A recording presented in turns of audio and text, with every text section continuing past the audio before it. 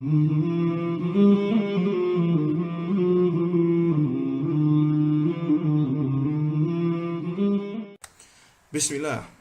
and welcome to the 15 biggest lies of David Wood, refuted and exposed. Enjoy and share. Bismillah, alhamdulillah, wassalatu wassalamu ala rasulullah. Assalamu alaikum wa rahmatullahi wa barakatuh, and welcome back to another production of Radush Shubuhaat. And continuing with our series of the 15 biggest lies of David Wood, exposed and refuted, we have arrived at part number 4. And as you see on your screen, the title of which is The Thine of Aisha Lie. This is a lie concocted by David Wood against the Prophet Muhammad sallallahu alaihi wasallam that he would practice or partake in some practice called thining. And I will let him describe what his position is on this. And my disclaimer to Muslims who are watching is that in this video and other videos to come that deals with the personal life of Prophet Muhammad sallallahu alaihi wasallam from this individual, you're going to hear some very offensive and very disgusting things from him. And I'm just giving you a forewarning. But this in no way is an excuse to shy away from dealing with these things and exposing them, as that's what our job is, and that's what we're going to do. At the end of this video, we want to show a personal encounter and how myself and David Wood actually begin our encounters. For we had some very personal encounters through email. And I will leave this to the end of the video for those who are interested to see how our relationship began and the encounters we had through email in the beginning.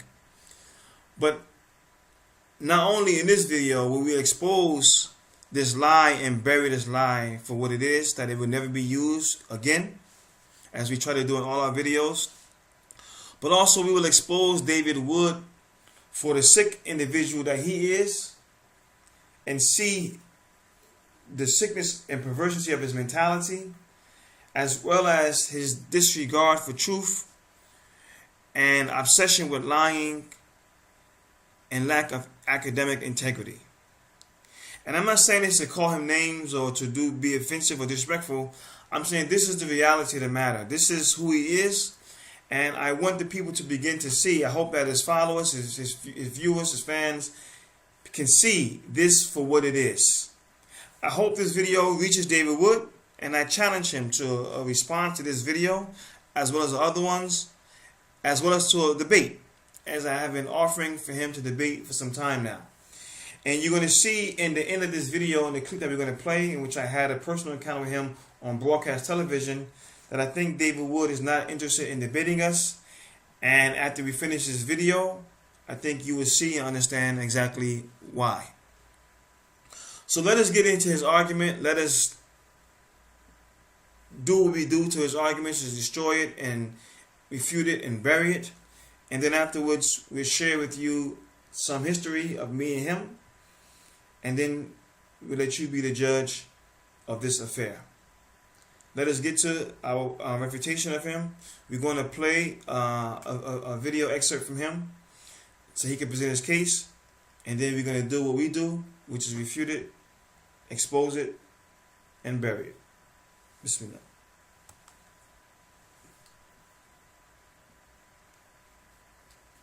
Means that if a girl is so small that you can't possibly enter her in sexual intercourse, then you engage in what was called thine. Muhammad would engage in a practice called thine when Aisha was 6 years old. Before he could actually have sex with her, she was too small before then. Before he could actually have sex with her, Muhammad, the greatest moral example, the example that you Muslims follow, would put his penis between her thighs and ejaculate on her. Okay, astaghfirullah. So you hear his argument. His argument is predicated upon Aisha being too small for intimacy, and because of that, the Prophet ﷺ would practice something called thine. I'm highlighting this aspect of it because David Wood alludes to in this video and also in his online article, a fatwa that supposedly justifies this matter. We're going to deal with that fatwa, at least the principle of it, and then we're going to refute all of this. But I want you to keep in mind that this is his premise of this idea of thighing, that Aisha was too small, and because of that he had to partake in something like this. Listen to when he's challenged by his colleague, even though it's a really false challenge, it's just part of the show. But listen to his response. He brings nothing of substance. He brings no proof, no evidence, rather than I can bring you a fatwa. So if this is what he thinks is something to justify false practices or false accusations, then again it just shows him for what he is. Because this is, people are going to be upset. Where does this come from? Is this just your opinion? Does some Christian guy tell you this? Or where do you find this? No. You have this. You have this in fatwas, and if anyone wants to challenge, you have this in fatwas. You have in fatwas what? That the Prophet Muhammad sallallahu alaihi wasallam engaged in this action because Aisha was too small to have intimacy, so he engaged in this. We challenge you, David Wood, to bring any fatwa that stated such. Any fatwa that stated that the Prophet Muhammad, peace be upon him, engaged in this activity because Aisha was too small to be intimate. So this is what the Prophet did, instead of having intimacy with her. Bring us any fatwa from any person, anywhere, at any time. We challenge you. Challenge us on this. If anyone wants to challenge us on this, because I really don't like to talk about the thigh issue. Sure, but I mean, you know, people are going to say, "Oh, you're making that up, you terrible Christian who hate Muslims. You're making that up." Come on, that's not. So, rightfully so, even though it's scripted, but this Pastor Joseph there, yes, that would be the claim, and the response to Muslims is that you are making it up. And David Wood, from that time on, has brought nothing to prove that this was any activity attributed to the Prophet Muhammad sallallahu alaihi wasallam, and especially for the reasons that he brought up, which was because Aisha was too small. Now, he cited a fatwa in his article, and this is an article online. This is his website, Answering Muslims, and this is his article. Now, I'm going to show you again in the end, but this is my article that I wrote against him. I wrote this article against this article. So at the end of the video, we'll bring this up so you can just get a look at it and see my refutation of him a long time ago on this issue. But it's one that keeps surfacing. It's one that his followers and viewers persist in presenting as being factual. This is the fatwa that he presents, and it's a fatwa just that. I looked and I found this fatwa online, but I want to show you something quickly.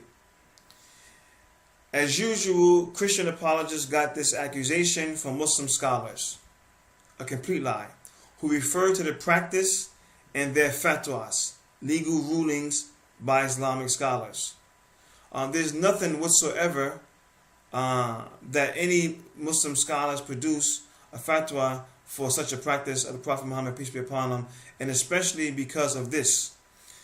He begins, there's been an interesting debate in recent years between Christian apologists and Westernized Muslim apologists over the Islamic practice of thighing. So he's identifying this as being some type of Islamic practice of thighing, in which involves a Muslim, more specifically Muhammad, putting his penis between the thighs of a virgin or a woman during her period and moving back and forth until he ejaculates. So this is stuff like this is what he presented. Let us take a look at the fatwa, and I want to take a look at it from the online source as to be fair to what he presented. This is a screenshot. I found the fatwa. Let us go to it and look at it. This is from a website called Islamic or Islam Web, and this is the fatwa, Mufaakhathah. This fatwa has nothing to do with Aisha being young, had nothing to do with Aisha being too small, and because of that, the Prophet Muhammad ﷺ engaged in this activity. Nor is this a practice of the Prophet Muhammad ﷺ or Islam. Moreover, a fatwa, let us be clear on what a fatwa is. in contradistinction of what he mentioned to be a legal ruling. A fatwa is a non-binding legal opinion. It's a non-binding legal opinion that's produced by someone who should have the qualification to produce it based on his understanding of the sources of Islam to answer a question that's related to something that was presented. But again, it's a non-binding legal opinion. And it's also should come from someone who's qualified to produce it. A term that we know as what is called a mufti. In this online fatwa, there's no one name associated with it, who produced it, who said it. Moreover, it has nothing to do with or no relation to Aisha in particular being young or too small to engage in intimacy. Rather, it's about the practice of the wives of Prophet Muhammad ﷺ when they were on their menses. Now, instead of looking at this fatwa, which is given here, which is has no basis for what they were presented, we want to go to the source itself and look at what the fatwa comes from. This is a hadith in Ibn Majah. We want to take it to a hadith in Sahih Bukhari, so that there's no question about its authenticity or the like, and look at what the hadith is talking about.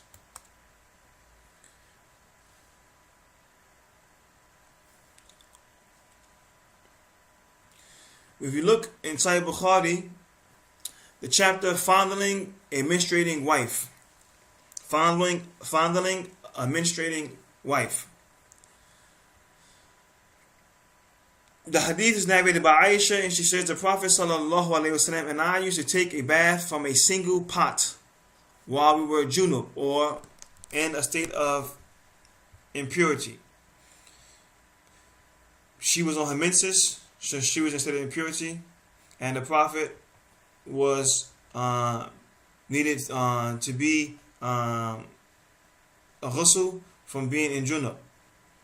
During the menses, he used to order me to put on izar, a dress worn below the waist, and used to fondle me. While i'tikaf, he used to bring his head near me, and I would wash it while I used to be in my period. So Aisha, she tells us what happened is that the Prophet Muhammad ﷺ, with her and his other wives, if they encountered their period, their menses, and he wanted to caress them, he wanted to hug them, he wanted to fondle them, or whatever the case, something that a man does with his wife, he would command her to put on an izar. So in the Arabic, you see that the word is izar in English, and I'm glad they gave the phonetics there, and they describe it as a dress worn below the waist, and we're going to see exactly what that is. But in the Arabic, she says that he used to command me fatu'azir, and that means to wrap myself with the izar. Now, keep this in mind. This is very important. This is very, very important, because remember what the claim is. The claim is that there's a practice called Mufaakhathah, which is playing with one's private organs between the thighs of a woman to the point of climax by the man. And in more particular, this was claimed upon the Prophet Muhammad sallallahu alaihi wasallam. Astaghfirullah. But this is what the claim is. This is what he's stating, right? So Aisha is saying that when the Prophet sallallahu alaihi wasallam wanted to fondle her, he would command her to wrap herself with the izar. Let us understand the injunction in Islam behind the menses. Let us understand the injunction in Islam behind the menses. Allah in the Quran, subhanahu wa ta'ala, He states about the menses, and they ask you about menstruation. Say it is harm. So keep away from your wives during menstruation. It is keeping away means to have no sexual encounter whatsoever with them. Intimacy with them. entering them in their state of menstruation. And do not approach them until they are pure. Do not go to have intimacy with your wives and enter them until they're completely pure, and they should be purified and make a ghusl from that, as Aisha is describing. And when they have purified themselves, then come to them from where Allah has ordained for you. Indeed, Allah loves those who are constantly repentant and loves those who purify themselves. So this is the injunction in Islam about a woman on her menses. It is a strong prohibition to approach a woman sexually and to try to come close to entering to her while she's on her menses. Because of this injunction, the Prophet Muhammad sallallahu alaihi wasallam, when he desired to be with his wives, caress them and touch them and be with them, which a man does with his wife, then he commanded them to make sure they would cover themselves. That way, he would not come close to being in violation of this command from the Quran about not approaching them or coming close to them at the time of their menses. So the Prophet Muhammad sallallahu alaihi wasallam is exactly following the injunction that's given by Allah subhanahu wa ta'ala to refrain from coming close to them in this area while they're on their menses. It doesn't mean you can't touch them. It doesn't mean you can't caress them. But you cannot have any intimacy with them and have any activity in that area. So this is what Aisha is describing. For someone to take this and in their imagination fathom that the Prophet Muhammad ﷺ used to do something of this Mufaakhathah is just sick. Because remember what Aisha said, right? And I'm going to read the Arabic so you can understand this, because this makes it very clear. He used to command me. Here, in Arabic, for those who like to cheat Arabic and have no doubts about the issue. But the word in there is ya'muruni. He used to command me from Amr. He used to command me fa'atazilu, to wrap myself, to put on the izar. What is the izar? Let's go to look at what an izar is first from the visual. So we go to Google and we look at some images from the izar. And again, my apology, there are some images that's inappropriate, but you lower your gaze and you move on. Izar, this is izar. You see this here? This is what is termed a izar. You see this here? This is called an izar. These are good descriptions of what an izar is. You see this? This is izar. You see this picture here? This is an izar. You see? This is an izar. This is izar. So all these pictures of an izar, it's a cloth that you put on your waist to cover the bottom section of your body. This is an izar. And we can go on like that. You see, this is an izar. This is an izar. The Prophet Muhammad sallallahu alaihi wasallam is commanding Aisha to cover the bottom half of her body. Why? Because she's on her period. And the command in the Quran is not to approach them while they're on their period. So to make sure that there's no activity that takes place or anything happen in that area of her, the Prophet Muhammad sallallahu alaihi wasallam commanded her to put on an izar.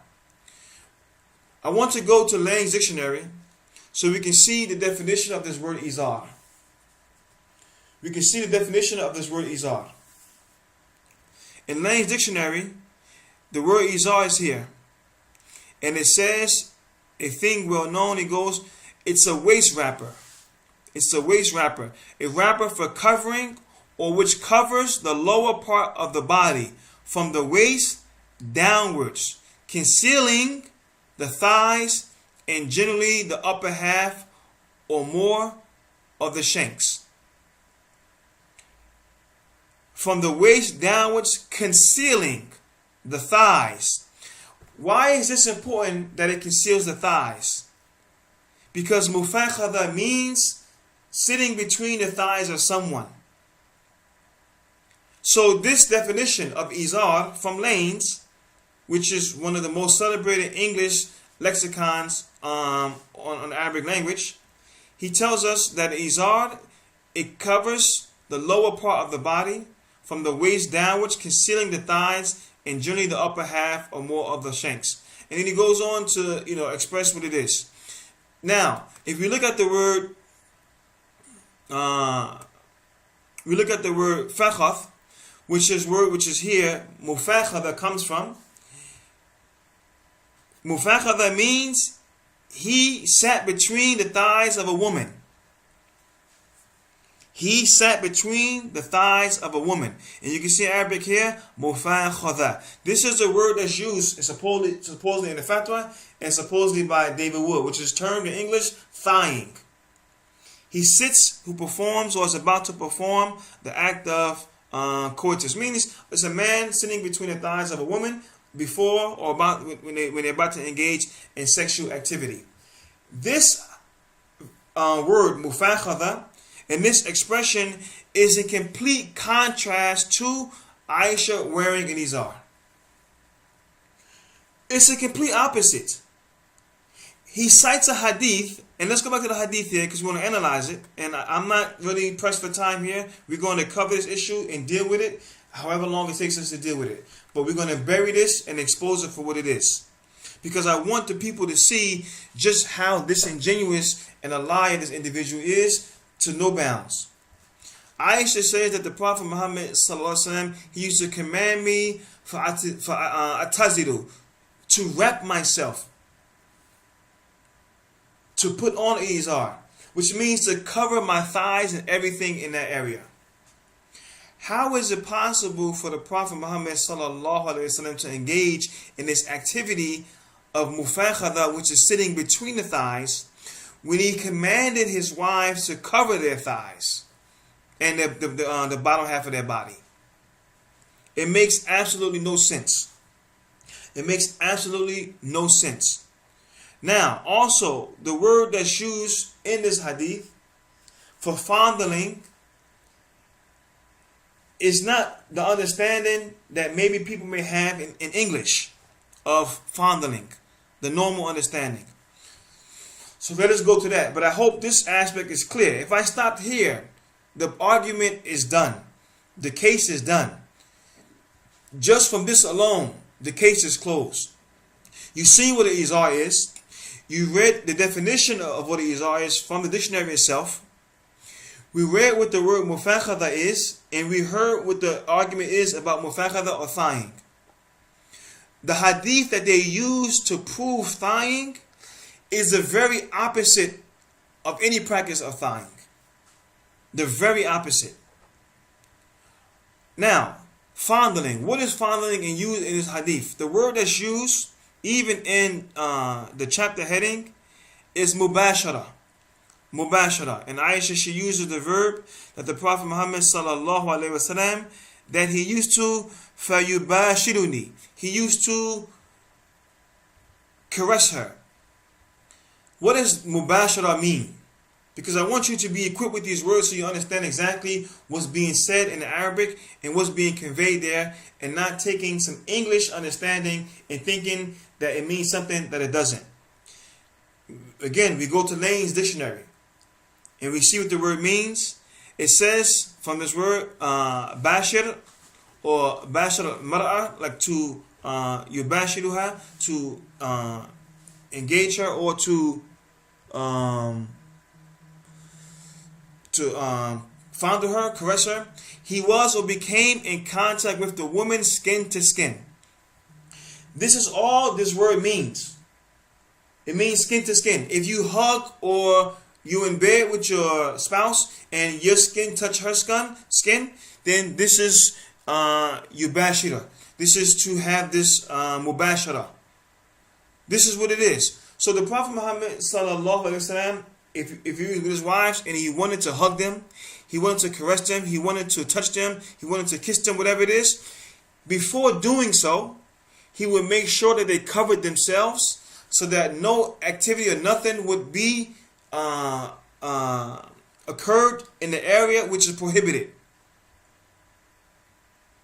and then he would engage them. And I have a question to ask.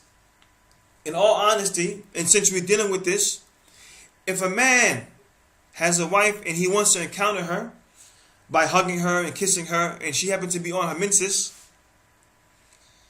is there anything wrong with him hugging and kissing and touching his wife and avoiding the area which is prohibited?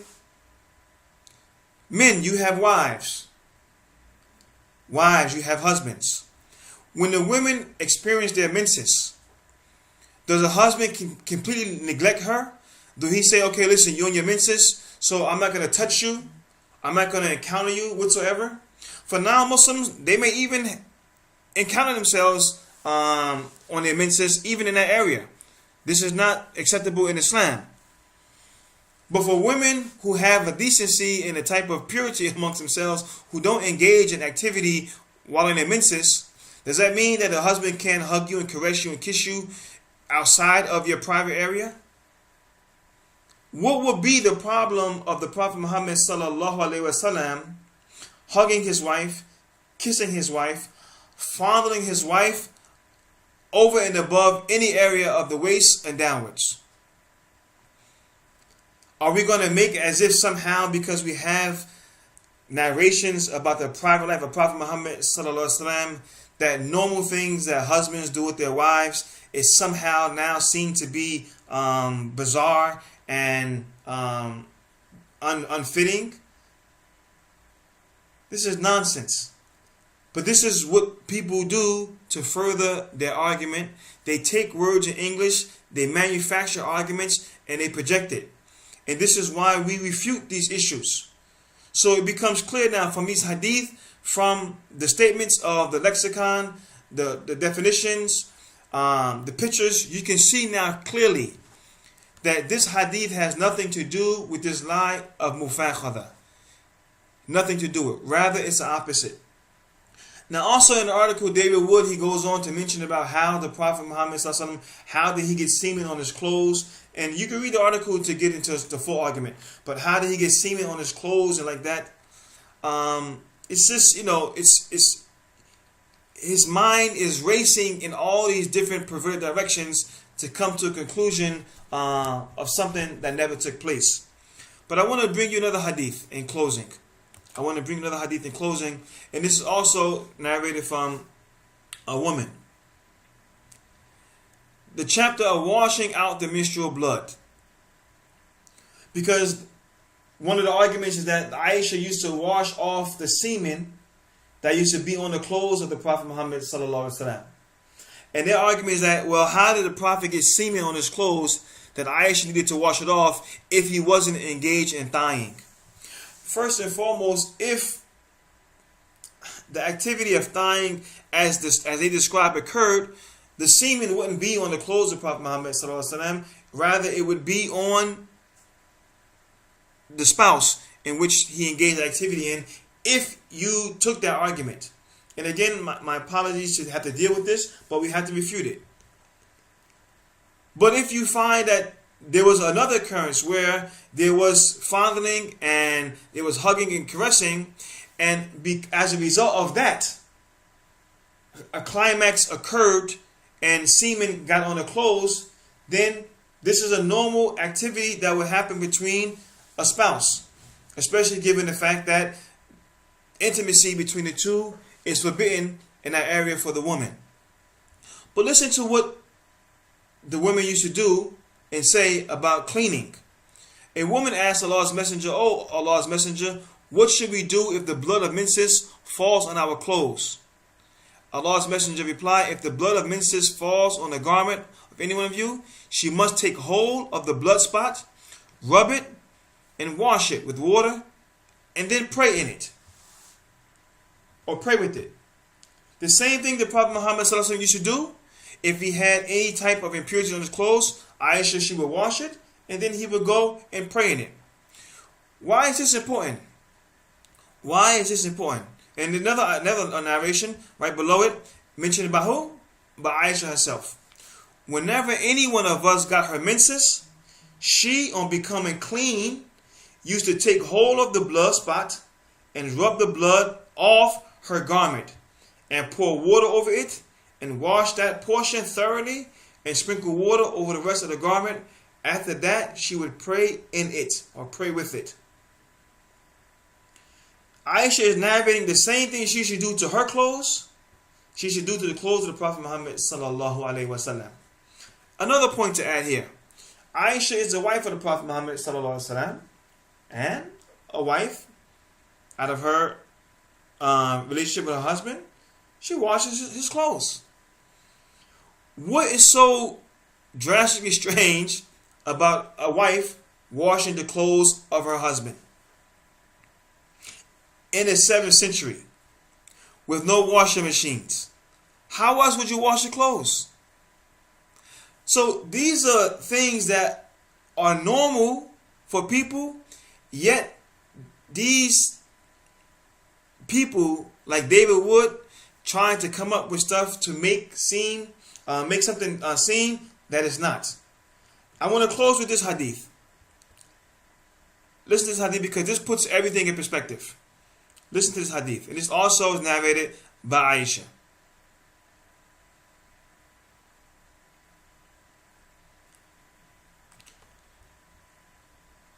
This hadith here, narrated by Aisha. None of us had more than a single garment. You hearing this? None of us had more than a single garment, and we used to have our menses while wearing it. Whenever it got soiled with blood of menses, we used to apply saliva, and also we know from other hadith, water to the blood spot, and rub off the blood with our nails. So Aisha is describing that we were people who didn't have much clothing. And when something of ours got dirty, we had to clean it before we could pray in it. The Prophet Muhammad ﷺ didn't have a wardrobe full of clothes.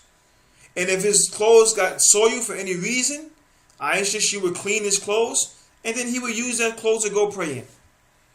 This is exactly the same way she narrated about her clothes. She narrated about his clothes. So this is perspective now. Now we can see exactly where this all falls into place. But as it relates to the idea of Mufaakhathah, it relates to this idea of thawing that is presented by David Wood, then we can see that this has no basis whatsoever. We gave you the definition from the Lexicon of Mufaakhathah. Again, here it is. Right? To sit between women's thighs. We gave you the definition of izar, which is a cloth that covers and conceals the thighs. So there's no way the Prophet Muhammad, peace be upon him, could have involved or partook in any act of thawing when he commanded his wives to cover their thighs and to cover themselves.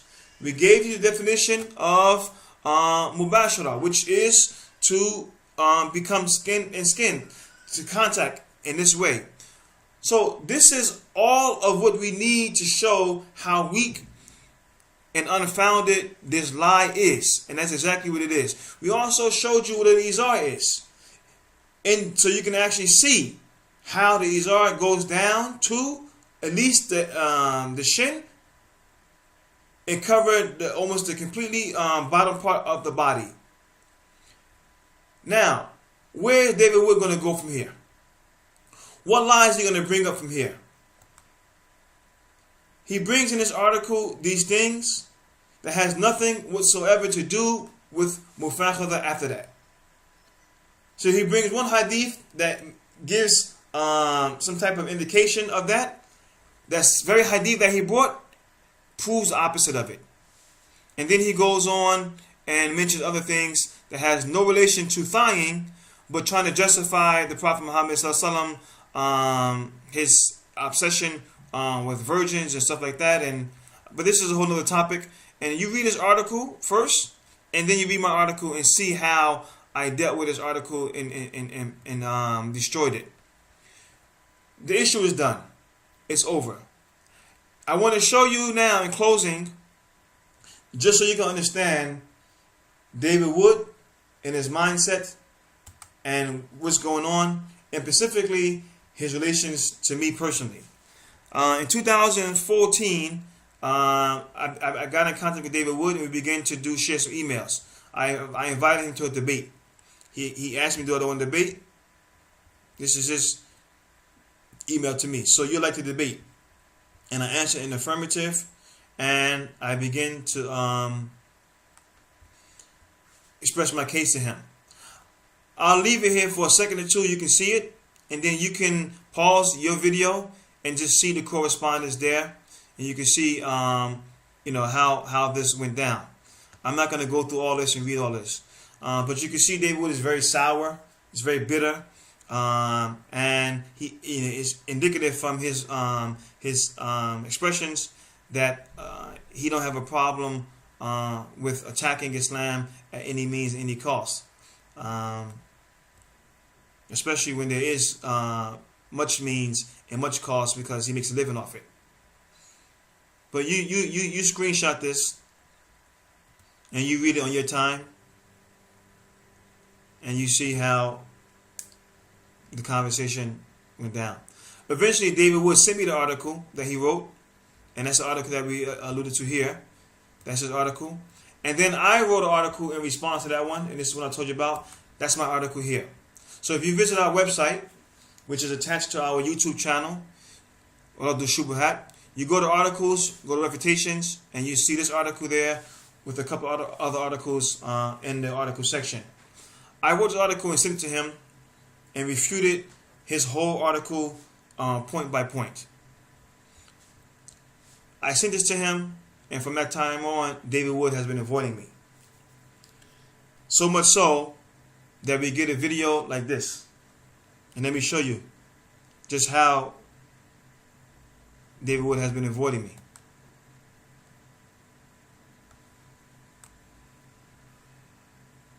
And watch him. Watch his facial expressions. As we get to the end of the video, you can see that the guy is alarmed and does everything in his ability to try to stay away from having to engage me. This is a clip of where I caught David Wood on live broadcast television. I called in, and this is his response. Pay attention. Do we have another caller on the line? Yes, hello. Hello, is this Akil? Yes, it is.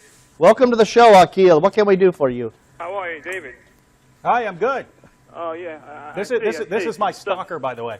Akil, stalker? Yeah, I don't know why they keep patching a guy through who's a complete stalker. Okay, Akil, do you have a question for David Wood or for the rest of us? I do very fast. I know you hit press on time, but why wouldn't you let me through, David? I mean, you welcome us to call in, you invite us to call, so when they call, am I supposed to be rejected? No. If you are a stalker who stalks me online, who goes to every site and starts posting and stuff, and start telling people, you told the guys upstairs yesterday that you're going to hunt me down. And I don't remember telling David that I was going to hunt him down.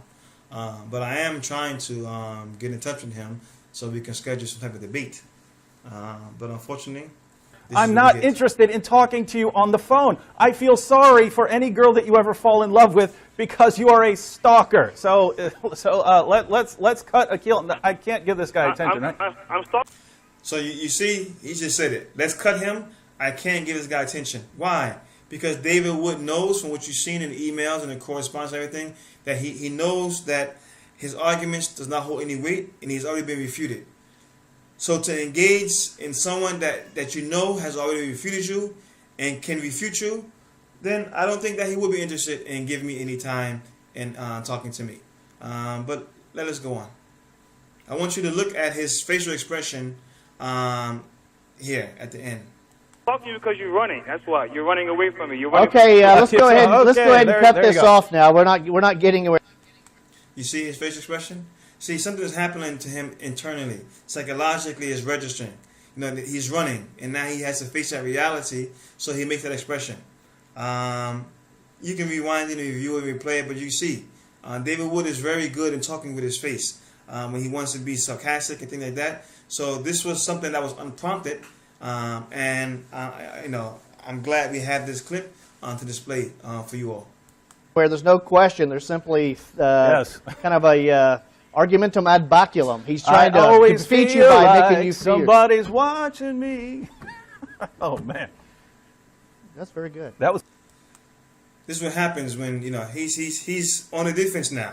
He becomes childish, and it's deflection. He don't want the attention to be on him because he realized he has been exposed. So this is his response, and you know, I sound just like Michael, man. Look at him. So this is, you know, this is David Wood. In closing, I want to just play this clip that we put together, another video called "In the Mind of David Wood," in which we really went into his mind to examine just kind of where in his focus is. We put together a collage of clips from different videos and different points of videos, and just show where David Wood focus is. I want to close with this so people can see who we're dealing with and his mindset, and now we understand and begin to see what kind of individual, sick individual that we're dealing with. Let us watch this and close.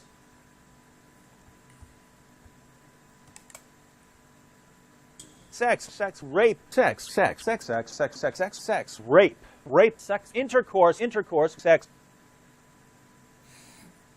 rape, prostitution, rape, sex, rape, rape, rape, sex, intercourse, sex, rape, prostitution, rape, sex, rape, sex. So this is something we put together. I mean, and this is, you know, there could be much more than that, but we just took those clips. This is what you're dealing with. This guy is very sick. He's very perverted, and he has no problem with lying in his perversity and his sickness. He has a focus on infatuation, a fixation with the private life of the Prophet Muhammad sallallahu alaihi wasallam, that he spends a lot of his material on that. I encourage you to watch this video if you want to see more detail as we highlight this in this video, In the Mind of David Wood. But this is what we wanted to bring. We hope the issue is clear now. This whole idea of thighing is a lie. It's baseless. It has no support whatsoever from any sources of Islam. It is not at all a practice of Prophet Muhammad sallallahu alaihi wasallam or the Muslims whatsoever. Rather the opposite, as we've seen from the verse in the Quran, from the hadith of Prophet Muhammad sallallahu alaihi wasallam. The very same hadith that he used to try to advance the idea of thighing is a very hadith that destroys his argument when we look at it and examine exactly what's said in the hadith itself from Aisha. So we hope this matter is clear now. We apologize that the video went even this long, but this matter is settled. The lying of thighing is done. It's been destroyed, it's buried. And then anyone that brings up this issue again, then just refer them to this video. And if this video ever reaches David Wood, and after the fact he brings up this issue, then again just know that the guy has an obsession with lying, and no problem in doing so. Pass this on, share it, and we hope that his followers begin to see what's going on and the truth of the matter. هذا وصلى الله على نبينا محمد وعلى آله وصحبه وسلم. سبحانك اللهم وبحمدك أشهد أن لا إله إلا أنت أستغفرك وأتوب إليك. والسلام عليكم ورحمة الله وبركاته.